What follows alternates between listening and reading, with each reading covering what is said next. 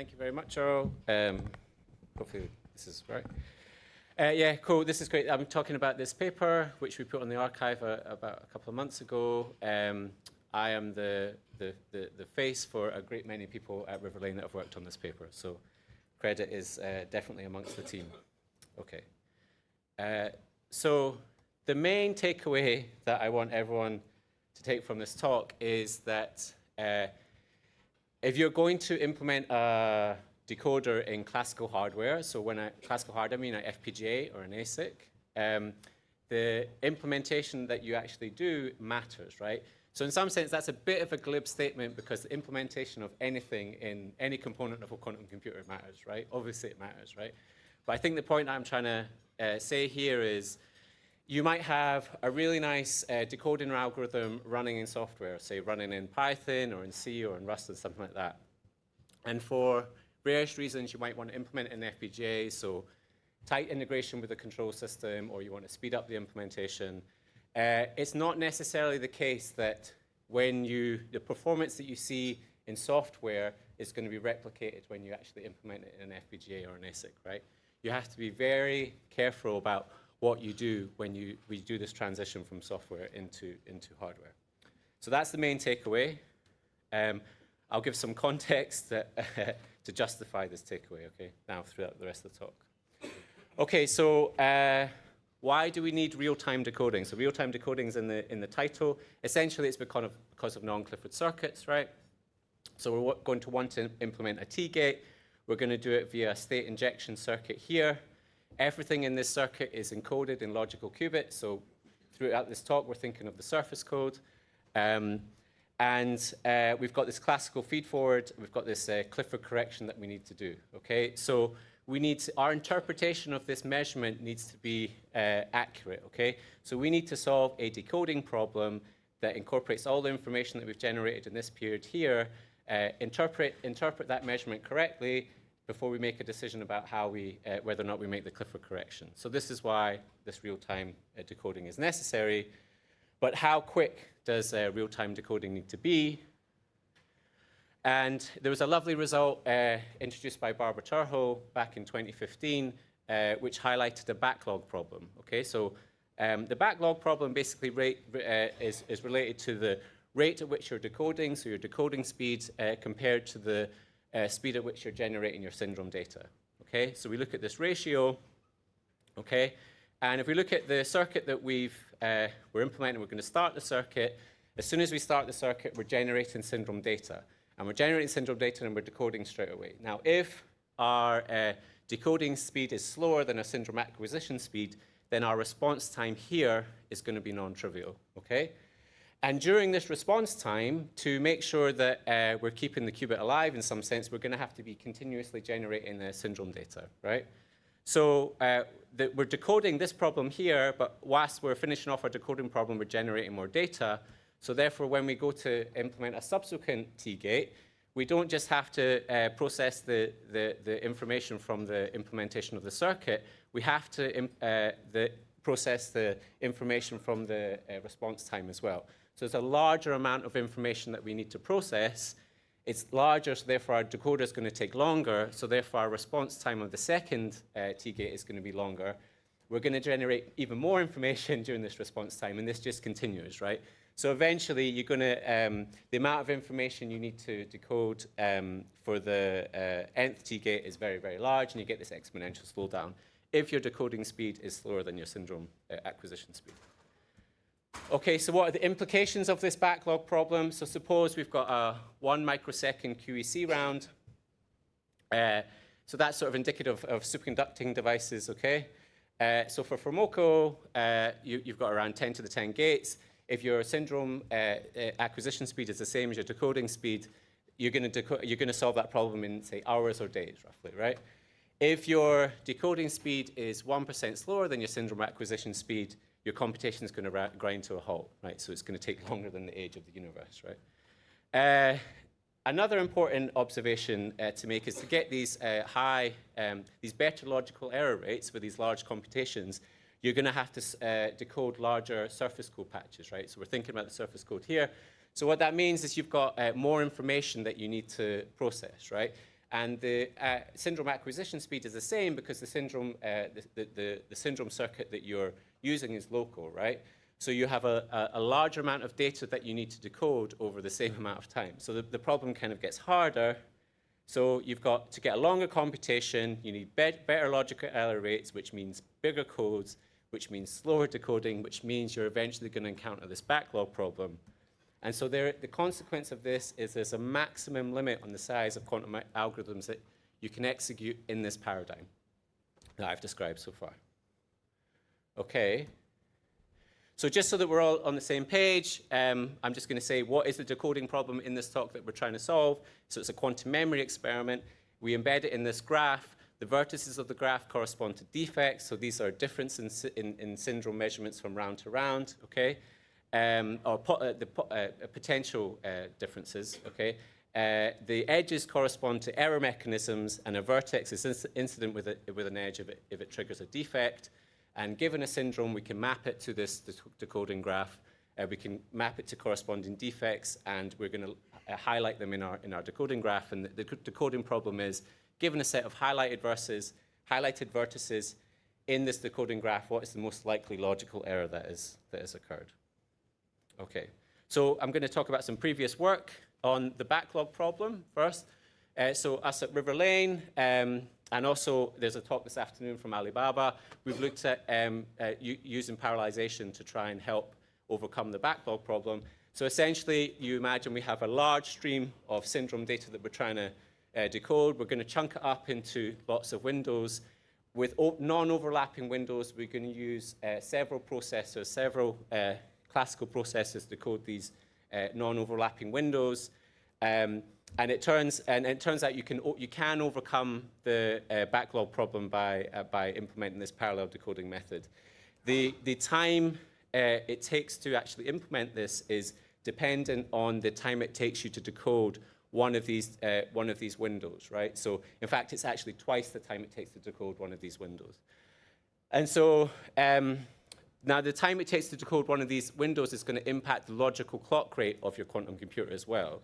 So you can overcome the backlog problem, that's great, so you don't have this slowdown, this complete grind to a halt, but you still want fast inner decoders, fast window decoders to get a good logical clock rate. So the rest of the talk, we're going to talk about inner decoders for the rest of the talk.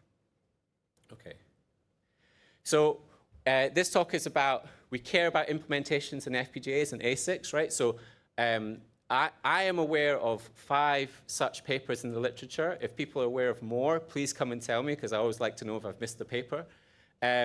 The various implementations that existed before we started our work were lookup table decoders. So lookup table decoders are great, just proof of principle in some sense, doing something on an FPGA, but obviously they're not going to scale.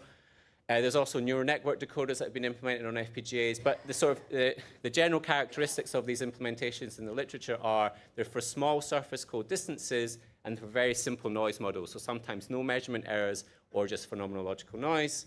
But I should say that earlier this year, there was a very impressive work that came out from Yale where they did a distributed implementation on an FPGA. So they managed to code a QEC round in 11 nanoseconds for a distance 21 surface code on an FPGA. Okay. Now I'm going to come back to this later in my talk because I'm going to make comparisons to their work and our work, but I kind of want to introduce our work first. Okay. So as I said, we're focusing on inner decoders because this determines the logical clock rate in some sense of your quantum computer. And what I want to talk about is sort of a general family of algorithms, cluster decoding algorithms. A well-known example of this is union find. Now, as I said, you care about implementation, so I'm going to describe an implementation. I'm going to highlight some of the drawbacks of that implementation. That then inspired us to look at this problem and come up with a new decoding algorithm, and that decoding algorithm was designed so it would have a good implementation, okay? So this is, and then I'll go on to describe our decoding algorithm and the results from our implementation as well. So clustering decoding algorithms, what are they all about? Well, it sort of says what it does in the tin, in some sense. You take your defects and you form a partition. You partition the defects into different disjoint subsets called clusters. And then what you want to do is decode each cluster locally, right? So in order for a clustering decoding algorithm to be good, you have to have an efficient clustering clustering algorithm, and you also need a good local decoding algorithm as well. Okay, so they're both necessary. And say for surface codes, a really good proxy for forming the clusters is just using the parity of a set, and that's often used to define the clusters, right? So as I said, union find is a well-known example of an almost linear time clustering decoding algorithm, and I'll just sort of go over what it is, and then I'll talk about an actual implementation. Okay, so we have the defects here in this toy graph up here, and what we do is we're going to grow edges outside from each of these defects, and we're going to merge clusters if the size of the cluster is if the edges match, join, and then we're going to stop growing a cluster if it's even size or if it touches the boundary. Okay, so we see at this first time step, everything's going to grow because every cluster is of odd size. We see in the second time step, these have formed one cluster because the edges have joined, but it's going to stop growing because it's now of even size, right? We go into the third time step. This cluster here is going to stop growing because its edges have touched the boundary, and so on and so forth. We keep going to the end. And what we find is we have this cluster. And once the clusters have been calculated, a peeling decoder is implemented. So a peeling decoder, all it really does is it takes a cluster and it finds a path amongst the defects that are within a cluster. And that's going to correspond to an error. Okay. So, but what I really care about are implementations of this algorithm. Okay. So back in 2022, DASA L proposed a microarchitecture for an implementation in ASIC, right?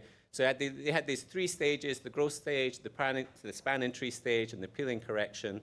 But the part that I really want to focus on is part of the growth stage, and in particular, they use a memory structure called the spanning tree memory. Okay, so what the spanning tree memory is, somehow it is a memory that represents your graph. It represents the vertices and the edges in your graph.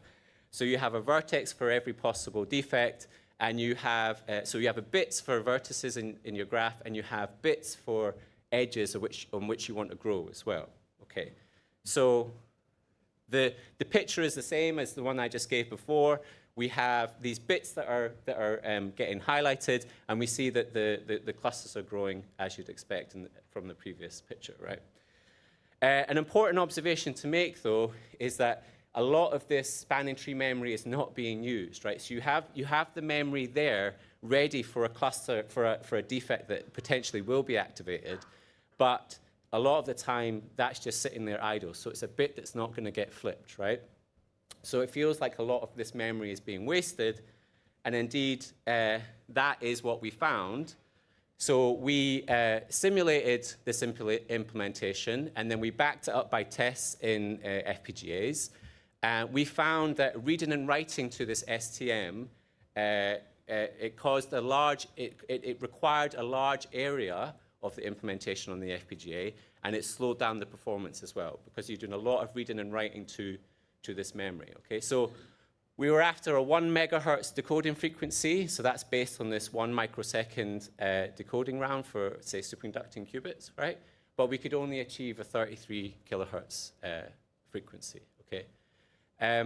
Another observation is that this implementation is not very flexible, okay? So if you want to use a different decoding graph, you have to change this entire memory structure, because the graph is represented in the memory structure. I said you've got bits for vertices of the graph, and you've got bits for edges as well, right? And changing that memory, you don't just change the memory, you have to change how you interact with the memory. It's not just about the memory itself. Like I said, the problem that we found was it's the reading and writing to the memory that slowed the things down. So changing the memory and interacting with the memory is problematic, right? So this is not very flexible. And so the language that the hardware engineers at our company use is that they say that union find is memory bound with this implementation. The memory is dominating and it's slowing the thing down. Okay, so this inspired us to see if we could do better. And in some sense, our first thing to think of was, can we come up with a structure that requires less memory, right? I've just said memory is a problem. Can we come up with a structure that requires less memory? And indeed, we did come up with a structure that requires less memory. So let me explain what's actually happening in this picture. Again, hopefully just walk you through it. So what we're going to do here, all we're going to care about, the bits of information for a cluster, all the things we're going to care about are we're going to grow balls around. We're going to grow balls around our vertices. So all we care about in this graph are the center of the ball, right? So we need a coordinate for the center of the ball, and we need a piece of information that tells us how big our ball is, so the radius of the ball. So at one growth step, what happens is we have our the vertices here. Here's the center of the balls, and here's the radius of the ball. And it only required 6 writes compared to the 24 writes needed in the STM in the previous example, right? But how do we know when two clusters or two syndromes are going to merge, right? So we need to do that as well. What we're going to use is a distance function, right? So we're going to have a distance function that is going to calculate the distances between different vertices. You know the radius. So if the radius is larger than this distance, or the sum of the radii is larger than this distance, then you know that these balls are overlapping. If these balls are overlapping, you merge them together and you form one cluster, right? So initially, this looks pretty bad in some sense because I have to do, if I've got S defects, I have to S choose 2 distance calculations, right? And so this is definitely not linear time scaling, right? And so people in the audience might complain about this, but please bear with me. What I care about is an implementation for a code size that we are interested in. I don't necessarily care about asymptotic performance, right? So bear with me, and we'll see how it goes with the performance, right? So yeah, you continue in this way. You keep growing the balls. You keep using this distance function. If the balls overlap, you merge, you form a cluster, and the memory required to keep track of this information is much less.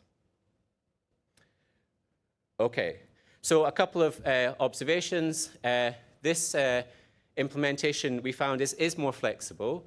So you can change the graph topology. You don't have to update a whole bunch of data structures. What you need to update is this distance function, the thing that calculates the distance between points. Because essentially the graph structure is incorporated into that distance function. So, and so you want efficient distance functions for this thing to work. Now, when I say an efficient distance function, someone might say a lookup table. We're not thinking about lookup tables because a lookup table is not going to scale, right? So you want some sort of closed form distance function. And then there's some lovely math problems there. Essentially, it boils down to, I have a graph with a certain structure. Is there some metric space that I can embed it into, and I can sort of harness a distance function from that metric space? And it's a really lovely problem to try and solve. We have less memory accesses because the data structure is much simpler, and therefore this leads up to improve speed performance for the code sizes that we're interested in. And it also leads to improved PPA. PPA is something that hardware engineers really care about. It's performance, power, and area. You basically want to try and bring these down. The performance is the speed. The power is power. You want to bring it down. And the area is literally the size of the chip. And you want to bring this down as well, for cost and performance reasons. Okay, our implementation. So this is the microarchitecture of our implementation. It consists of 3 main engines. We've got an initialization engine. What that does is it loads the syndrome data into the decoder. We've got the growth engine here. What that's doing is growing the clusters. We've got this merge engine, which is looking at the balls and seeing when they overlap, and that's made up of 2 subunits. The match subunit and the union subunit. The match subunit, that's where the distance function lies. And the union subunit, it takes the information and updates these registers to take into account if something is merged or not. And what are these registers? The parent table. The parents are just labels. We identify our clusters with labels. We call those labels parents. The parent table just keeps track of these labels. The parity register is just the parity of the cluster. The boundary register is whether or not our cluster is touching the boundary. And the logical register, we're doing homology decoding. So we have a reference logical operator, and we care whether or not the cluster is touching this reference logical operator. And the logical correction is determined by the number of odd clusters that are touching this reference logical operator. Okay. So this is better seen via an example, I feel. So here, it's a 2D version. We've got 4 defects. The labeling is 0 in terms of the vertex ID is 0, 1, 2, 3, 4, 5, 6, 7, 8, 9. So we have this vertex ID. At the start, they've not grown, so their diameter is 0. This valid bit, what that's all about is saying that the cluster needs to grow. That's what the valid bit's all about. Then we go over to the growth engine, so therefore it grows. We update the radii of these clusters. It comes down to the match engine. This is where the distance function is operating, and it determines which defects should join. Then the union engine, it takes that information and updates the information in our registers, and that's then passed to the growth engine, which then does the logical correction, taking information from the registers that we have. Okay, so what is the actual performance when we implement on an FPGA? So we implemented it on an FPGA. So we have here this red line on this is along the bottom is the code distance and is the decoding time. So this red line here corresponds to that 1 microsecond decoding speed. So essentially you want to be below this line here. We see that, and this is for circuit level noise, I should highlight as well, for these different error rates. So for P equal to 0.1, for a distance 21 surface code, we were below this 1 microsecond line. Okay, which is great. And then you also see, as you increase the error rate, you'd expect that the performance is going to degrade, and you can see how it's degrading there on the picture. Also, on this graph over here, we wanted to sort of see how, so I should say we have a threshold. The threshold is 0.78%. That's the threshold for our decoder.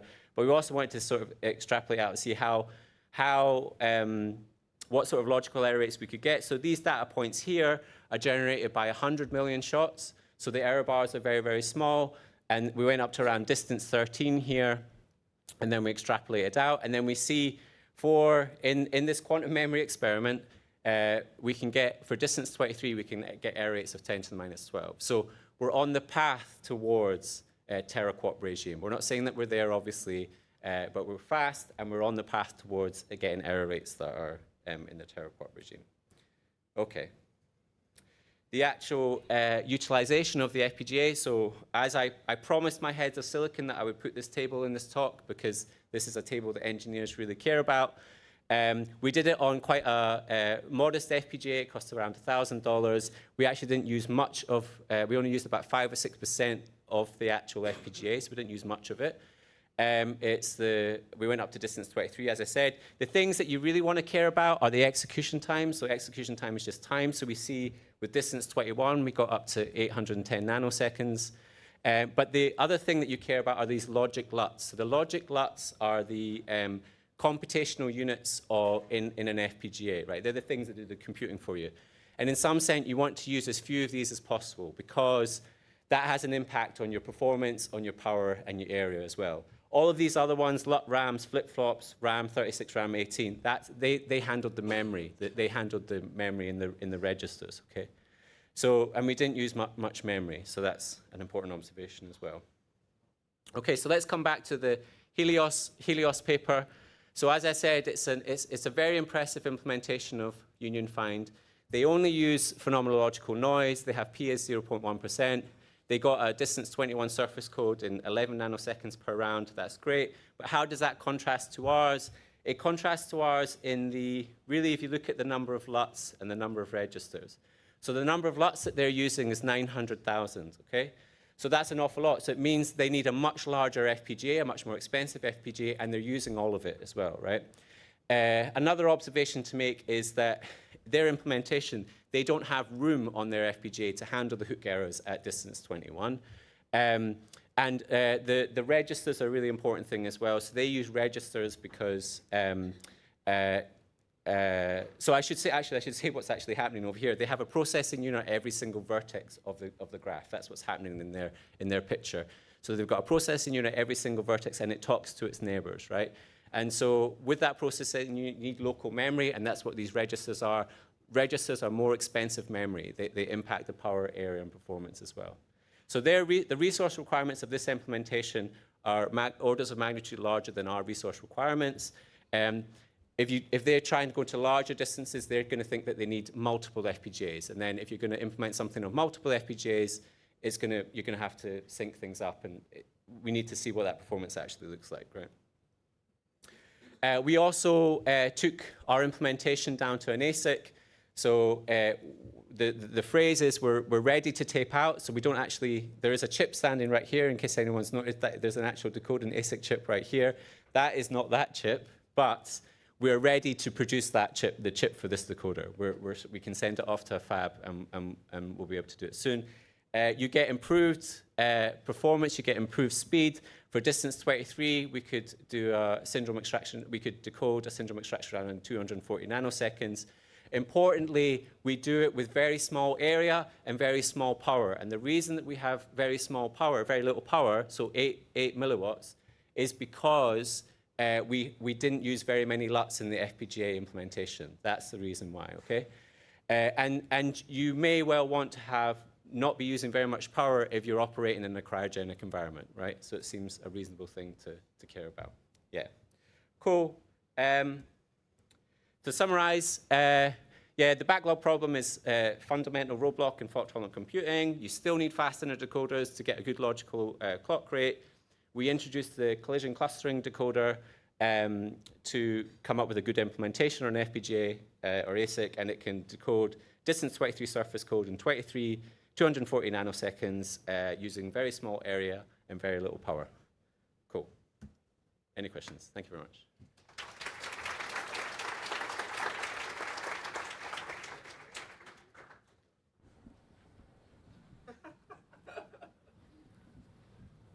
We have a question from Slido. Help settle a bet. Is your accent Irish or Scottish? Come on, it's not even close, is it? Well, I'm from Edinburgh, not Glasgow, and it sounds like, I think you have to come from Glasgow for people to think you have a Scottish accent. So I have a Scottish accent, it's just one that not many people know. Any technical questions? I have one. All the way back there, Craig? If you're using a distance metric to define the distances, yeah, how are you going to incorporate things like there's a bad qubit that you have to go around, or there's a defect, like there's a wall here and you have to go around it? Yeah, we haven't thought about defects in the decoding problem yet. So I think that's something that we need to think about and work around. Yeah. Okay. There's sort of a follow-up to that question, which is the harder version, which is how you do correlations. Or do you have any idea for how you could do correlations? This is where in one of the subgraphs, like the Z subgraph, you have some stuff happening which lowers the distances in the X subgraph effectively. Yeah. Yeah. Again, this is, I mean, I'm just going to say it's for future work, essentially. That's a bit of a rubbish answer, but that's where we're at the moment. Yeah. Okay. Thank you.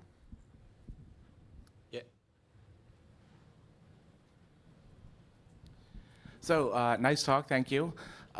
Many years ago, when I came up with a matching decoder for the surface code, that wasn't the first decoder I came up with. The first one I came up with is what you call the collision decoder. I called it the expanding diamonds decoder because it looks like diamonds expanding.